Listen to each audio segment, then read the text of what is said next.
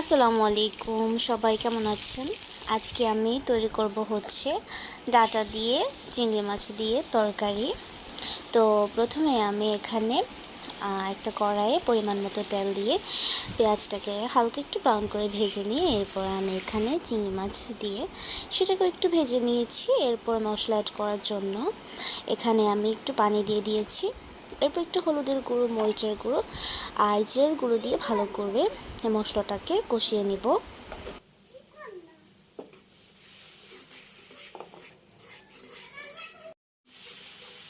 মশলাটা ভালো করে কষানো হয়ে গেলে এখানে আমি কেটে রাখা ডাঁটাগুলো আর হচ্ছে আলু দিয়ে দিব। আলুগুলো আসলে কয়েকটা আলু সিদ্ধ করা ছিল, তো সেই আলুটাকে আমি কেটে দিয়ে দিয়েছি এখানে।